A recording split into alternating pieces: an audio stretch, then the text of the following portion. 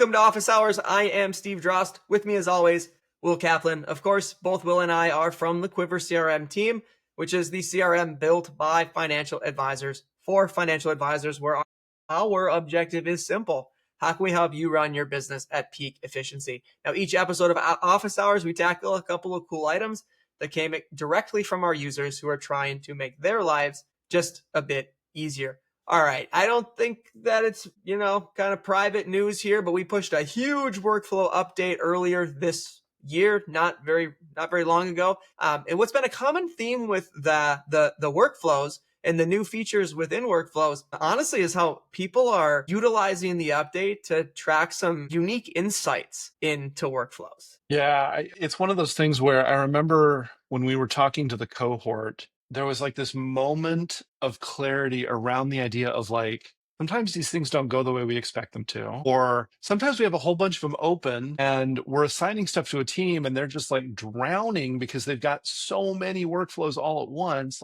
The challenge of them is a lot of these systems, you're kicking all this stuff off, but you don't really know like where stuff is piling up or where it's getting lost. Does that make sense, Steve? Yeah, it's like the disconnect between the doer and the overseer. So if you've got a team of 5 CSAs onboarding households and then the director of client service or director of ops, right? Let's say you're onboarding 20 clients right now. How do you know that CSA number 1 is onboarding 13 of those? So how do you know not only from like a workflow or a work capacity standpoint, but also where are things breaking down? What things are taking a long time? Are people signing? Is Schwab taking forever to process? Are we losing all of our prospects at the same step in our prospect process? So it's interesting how some of our firms are utilizing the workflow update to report on that.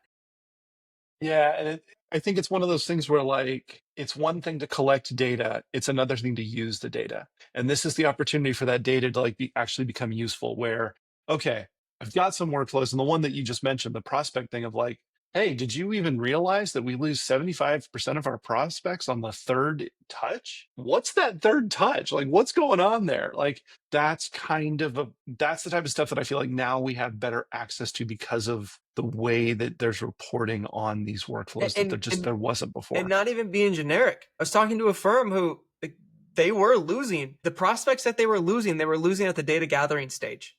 And what they did was they cut their list in half because they realized that a high percentage of people would see their list and they get overwhelmed. So they trimmed their list down. They're not, and I don't know what they're doing in specific, but maybe they're not, honestly, I would look at it and say anything that's not easily attainable in electronic form. So maybe they're not asking for wills anymore because those things are 15 years old and they got to pull them out of the safe. But they're making it easier on the prospective client to get them the data. And now they're hoping, because we're still early in this, we're hoping that they will have less drop off there. What's that worth? You close one more client and that pays for Quivr, right? We joke around about it, like that's huge. Well, and it's the stuff that's hidden.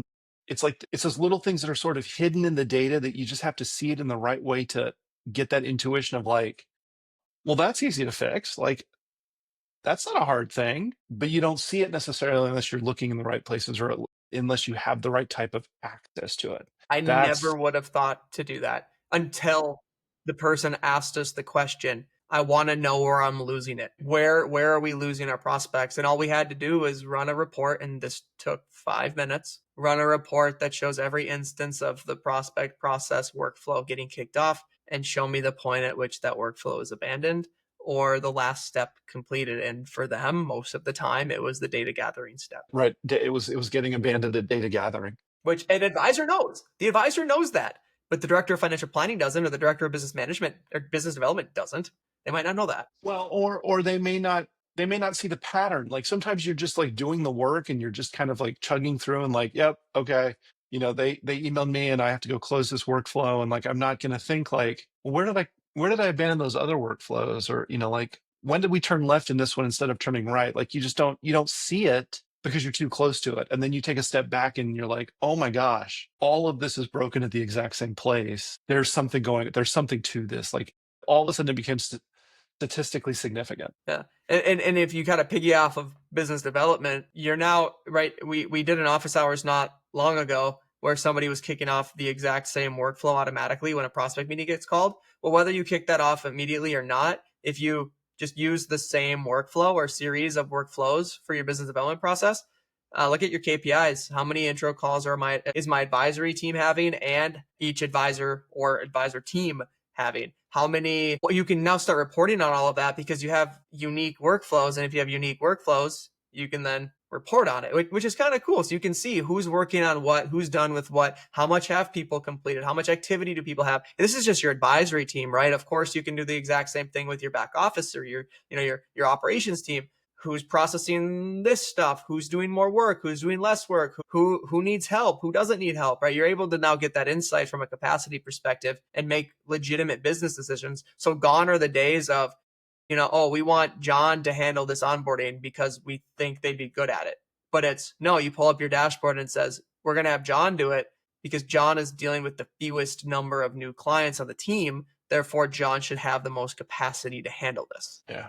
Well, and another thing that came to mind while you were talking about that is this idea of like, for larger firms, whether you know it or not, you're probably doing some like A/B testing where maybe I'm running like a document request, like I need to get tax returns from all of my clients. And I've got 3 teams. And one of the teams, they send one email and they get like 95% of the returns back.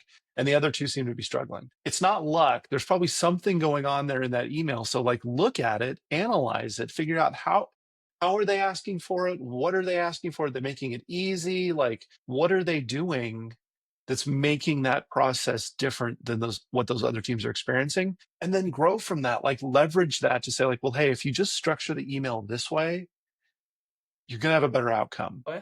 It's pretty cool. Yeah, that visibility is fantastic. Yeah, the abandoned where you're losing people because you have the ability to abandon workflows, so that kind of helps with that. Yeah, see how long tasks are taking. You can see all open instances of workflows. You can see, for example, me, I load almost 1,000 workflows into my system automatically on January 1st through Archer. I can see every RMD workflow remaining. I can see every Roth IRA workflow remaining, every Roth conversion workflow remaining. So for me, that helps me get that's basically my must be done by a specific date list, right? You can do those things. It's pretty cool. Now, some of those things I thought of, but to be very honest, the prospect process one, that never would have crossed my mind because I don't deal with that stuff, right? My volume of prospect calls is essentially 0 because I'm not really growing my firm. So it's just interesting, right? Another advantage of just people coming to office hours, communicating, and then the power of having a ton of people who are trying to accomplish the exact same thing, right? In the exact same industry in more or less the same way. But no, that's a wrap. Good stuff today. As always, if you're a Quivr user, remember, get to office hours on Wednesdays